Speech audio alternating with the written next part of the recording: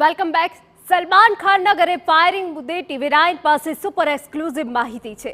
બિશ્નોઈ ગેંગે કરાવ્યું ફાયરિંગ। અનમોલ બિશ્નોઈએ જવાબદારી લીધી હોવાની વિગતો છે। અનમોલ બિશ્નોઈએ સલમાનની સોપારી આપી હતી। એ દ્રશ્યો હવે તમને બે આરોપીના બતાવી રહ્યા છે કે જે ક્રાઇમ બ્રાન્ચની મોટી સફળતા મળી છે।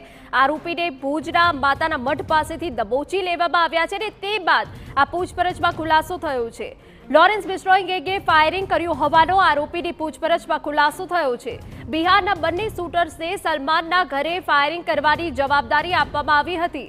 મુંબઈ ક્રાઇમ બ્રાન્ચના એક વરિષ્ઠ અધિકારીએ TV9ને સત્તાવાર રીતે વાતની પુષ્ટિ કરી છે। અનમોલ બિશ્નોઈ હાઈ કેલિફોર્નિયામાં છે અને તેને જ આ હુમલો કરાવ્યો હોવાની જવાબદારી લીધી છે। સોશિયલ મીડિયા પર પોસ્ટ કરીને તેને આ વિગતવાર માહિતી આપી હતી।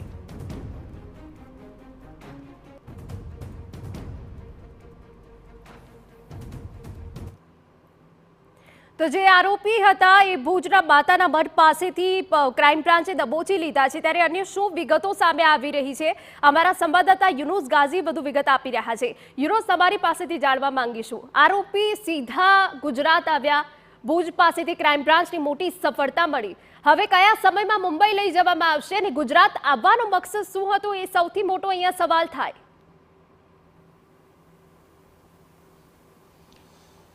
હિના, રવિવારે સલમાન ખાનના ઘરે ફાયરિંગ થયું ત્યાર પછીથી જ મુંબઈ પોલીસ અને મુંબઈ ક્રાઇમ બ્રાન્ચ એક્ટિવ થઈ ગઈ હતી અને આ ફાયરિંગ કરનાર કોણ છે, હુમલાખોરો કોણ છે તેની તપાસમાં લાગી ગઈ હતી।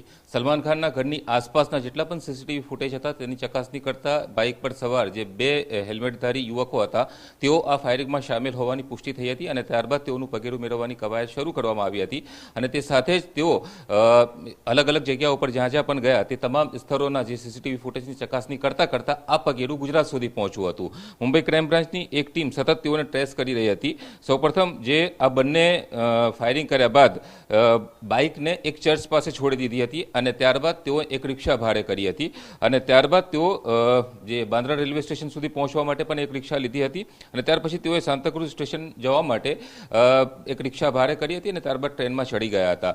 જે લોકલ મુંબઈ ટ્રેનનું નેટવર્ક છે તેના CCTV ફૂટેજની પણ ચકાસણી કરવામાં આવી હતી અને કેટલાક રિક્ષા ચાલકોની પૂછપરછ દરમિયાન આ જે બંને આરોપીઓ છે તેઓ ગુજરાત તરફ ભાગ્યા હોવાની માહિતીના આધારે અને જે ઇલેક્ટ્રોનિક સર્વેલન્સના આધારે જે પુરાવાઓ મળતા હતા તેના આધારે મુંબઈ ક્રાઇમ બ્રાન્ચની ટીમ સતત તેઓને ટ્રેસ કરી રહી હતી। આ જે બંને આરોપીઓ છે તેઓ બસ દ્વારા ગુજરાત તરફ ભાગ્યા હોવાની માહિતી બાદ ગુજરાત પોલીસને એલર્ટ કરવામાં આવી હતી અને ત્યારબાદ તેઓ અલગ અલગ બસો દ્વારા સુરત પહોંચ્યા, સુરતથી અમદાવાદ અને અમદાવાદથી કચ્છ સુધી પહોંચ્યા હોવાની માહિતીને આધારે કચ્છ પોલીસને ઇન્ફોર્મ કરવામાં આવી હતી કે આ બંને આરોપીઓ તેઓના વિસ્તારની અંદર આશરો લઈ શકે છે। તેના આધારે કચ્છ જિલ્લા પોલીસ વડા અને DIG મહેન્દ્ર બગડિયાએ આ બંને આરોપીઓને ઝડપવા માટે જે પોતાની LCB ટીમ છે તથા લોકલ પોલીસને કાર્યરત કરવામાં આવી હતી અને દયાપરમાં જે માધાપર છે માતાનો મઢ છે તે વિસ્તારની અંદર આ બંને લોકેટ થયા હતા। બંને આરોપીઓ જે રીતે ફાયરિંગ કર્યું હતું તેને કારણે તેઓની પાસે હથિયાર હોવાની આશંકા હતી। ખૂબ કુનેહપૂર્વક ઓપરેશન કરવું જરૂરી હતું, તેને કારણે જે LCB પોલીસે આસપાસ જે બંને લોકો હતા તેનો વિસ્તાર કોર્ડર કરીને ખૂબ જ કુનેહપૂર્વક ઓપરેશન હાથ ધર્યું, પરંતુ સદનસીબે તેઓની પાસે કોઈ હથિયાર ન હતું। બંનેને ઝડપી લઈને મુંબઈ પોલીસને જાણ કરવામાં આવી હતી, જોકે મુંબઈ પોલીસ સતત પાછળ તેઓને ટ્રેસ કરી રહી હતી।